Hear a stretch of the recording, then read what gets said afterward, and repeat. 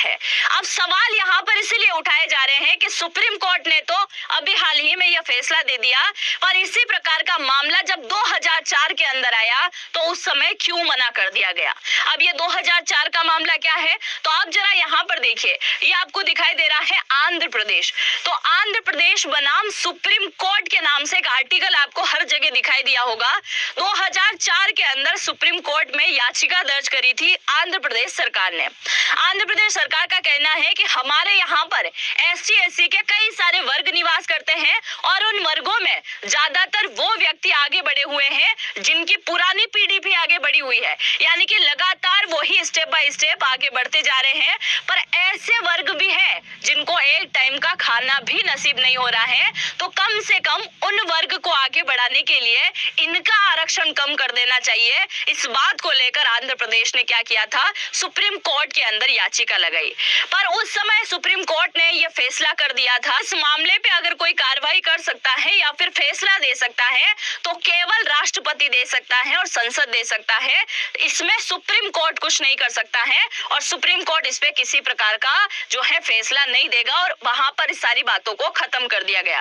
अब 2024-25 में ये सारी बातें सही कहां से हो गई है, वो थोड़ा सा सोचने वाली बात यहाँ पर सामने आती है। अब आप देखिए, देश के अंदर कई सारे जज हैं और जज के द्वारा कुछ नए प्रकार के फैसले यहाँ पर दिए गए हैं और इनके द्वारा जो स्टेटमेंट दिए गए हैं वो आप जरा ध्यान से सुनिएगा। संपन्न लोगों को रिजर्वेशन से यानी कि आरक्षण से बाहर करने का फैसला संसद करे।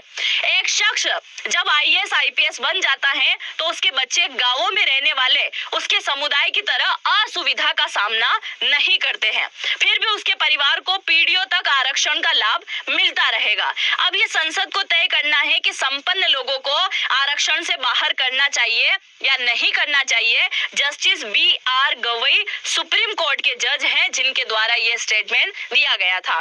तो अगर आप में से कोई एसटी एससी से बिलोंग करता है और इस वीडियो को देखता है तो आप जरूर से कमेंट सेक्शन में इनकी बात को लेकर रिप्लाई लिखिएगा।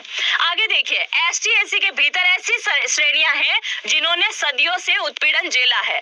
आप सभी जानते हैं कि कई वर्षों से भारत के अंदर छुआछूत हुआ है।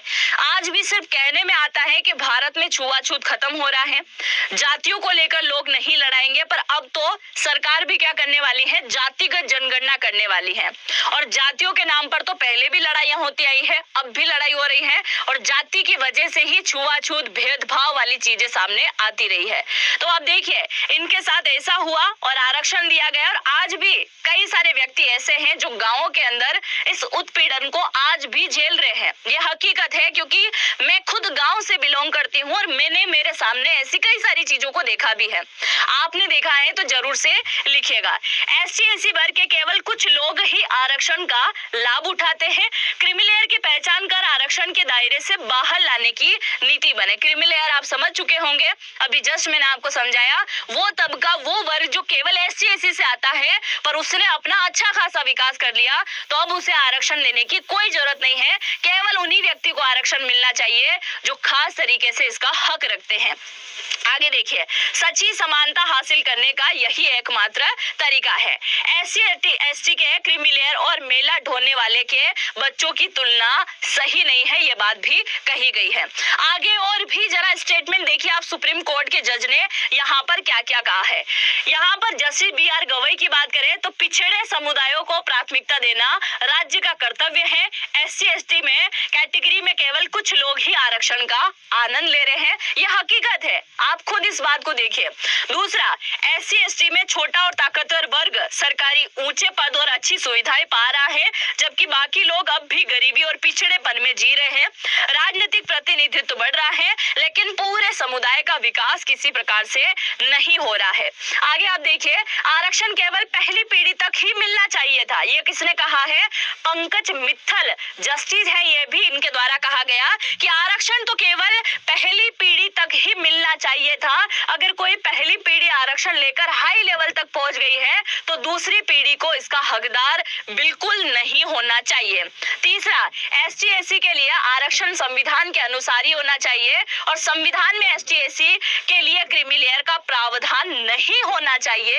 ये बात कहा है अश्विनी वैष्णव, जो कि एक टाइम में रेल मंत्री थे और अभी क्या है, सूचना प्रसारण मंत्री भी।